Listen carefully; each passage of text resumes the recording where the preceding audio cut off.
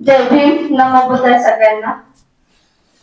आजचा जो आपला विशेष कार्यक्रम आहे, आषाढी पौर्णिमेच्या निमित्ताने आपण इथे जमलेलो आहे। सोबत माननीय हर्षवर्धी भंतेजी महास्तवे यांच्या जन्म दिवसानिमित्त आपण इथे सगळे जमलेलो आहे। सगळ्या उपासकांना आणि मंचावर असलेल्या सगळ्या मान्य भंतेजींना माझं त्रिवार वंदन। सगळ्या उपासकांना जय भीम आणि नमो बुद्धाय। आज हा विशेष दिवस म्हणजे गुरुपौर्णिमा पण आहे आणि प्रत्येकांना वाटतं की आपण आपल्या गुरुंना आज वंदन करावं आणि आमच्यासाठी आज खूप भाग्याचा दिवस आहे आणि मोलाचा दिवस आहे की आमचे जे गुरु आहेत माननीय परमपूज्य भदंत महास्थवीर हर्षवर्धी भंतेजी यांच्या वाढदिवसानिमित्त आपण सगळे त्यांचे आशीर्वाद घ्यायला इथे जमलेलो आहे। भंतेजींची ओळख माझी बऱ्याच वर्षापासून आहे, पण भंतेजींचे जे विशेष कार्य असतात त्याच्याने आम्ही सगळे प्रभावित झालो आणि आज आमची खूप छान समिती तयार झाली, त्यात मैत्री आणि सद्भावना आणि ह्या सगळ्या गोष्टी आहेत।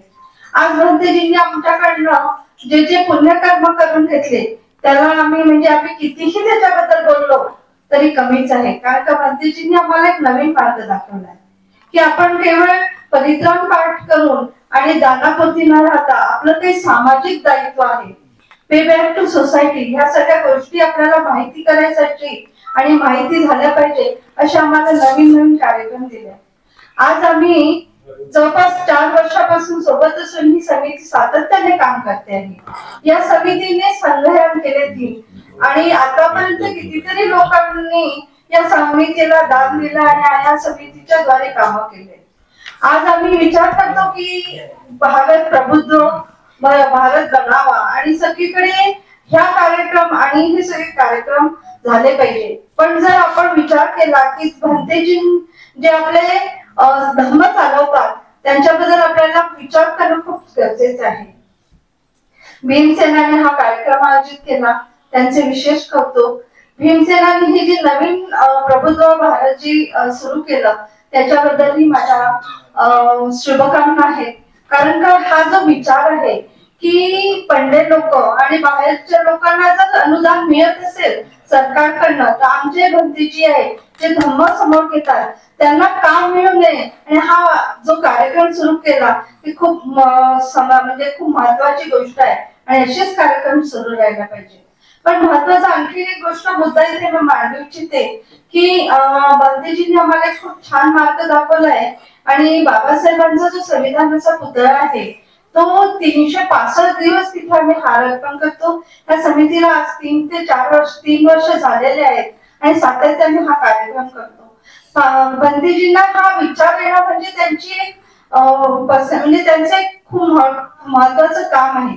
आज जर आपण भंतेजींच्या विचारांना फॉलो केलं, भंतेजींच्या विचारावर आपण चाललो, मला वाटतं नक्कीच हा भारत प्रबुद्ध भारत होईल आणि बाबासाहेबांचं जे स्वप्न होतं की मी या देशाला संपूर्ण बौद्धमय करेल हे स्वप्न नक्की पूर्ण होईल असे मला वाटते आणि याच आशेसोबत मी माझे 2 शब्द थांबवते। धन्यवाद।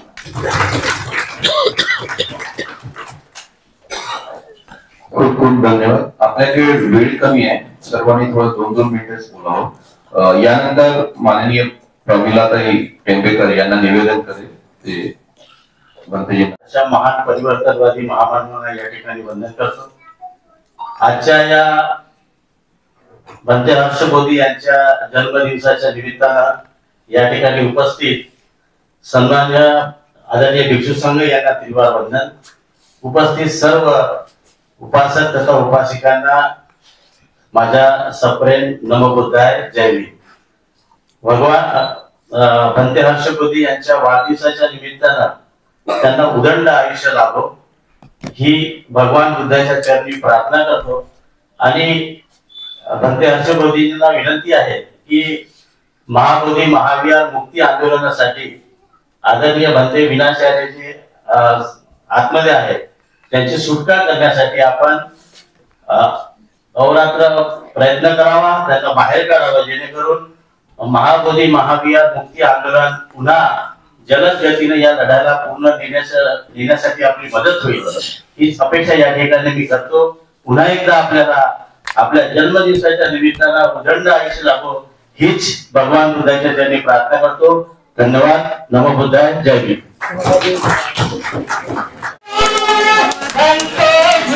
Happy birthday to you.